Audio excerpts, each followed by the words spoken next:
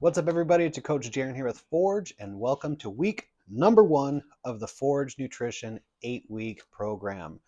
So for this week, it is very simple. We need to collect some data. So before we can make any changes to your diet, we need to establish what your diet actually is and how it's impacting your body weight.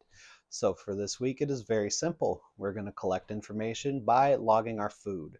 So your first step is I want you to download an app called MyFitnessPal. There are lots of other great calorie trackers out there. Hope likes Lose It.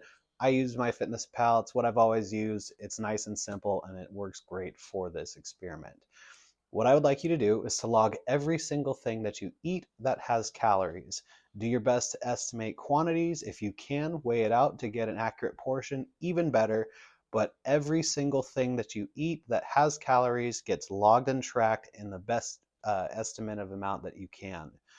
It is very important that you do not try to eat well. You're not going to impress me. I'm not going to look at your food log. I just want you to get an accurate picture of the things that you're eating and their overall calorie impact. Do not follow the suggested calorie intakes from the app. It is going to try and get you to establish a profile, set up a goal. It's going to recommend a calorie budget. Ignore all of this information. We are purely using this tool to gather information.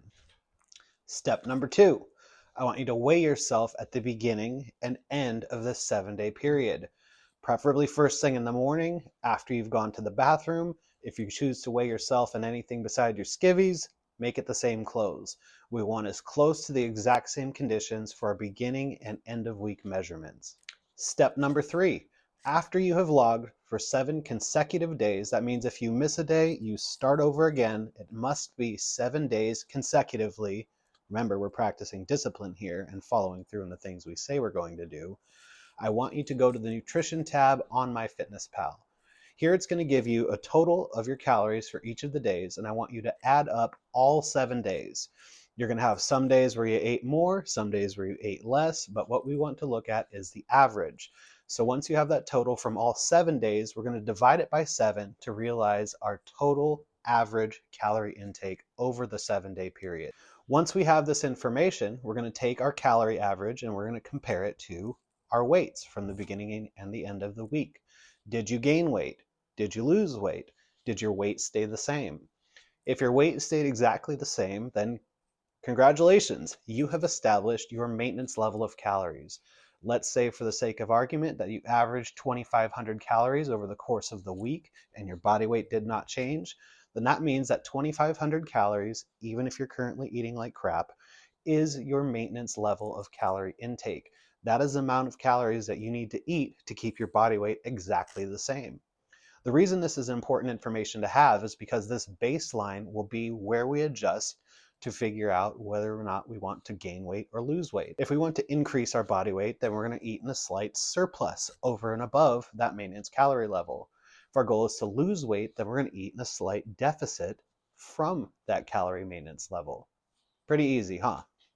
Now that we've collected this information, looking forward to next week, what I would like you to do is look over the food choices that you've logged for over the course of the week.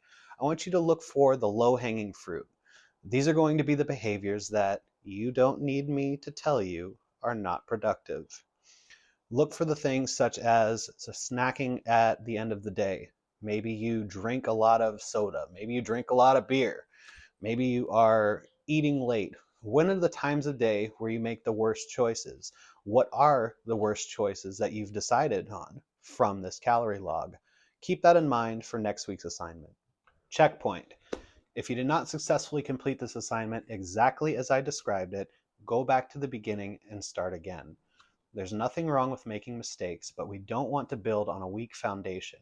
So execute the assignment exactly as stated. Once you've done so, feel free to progress to week number 2.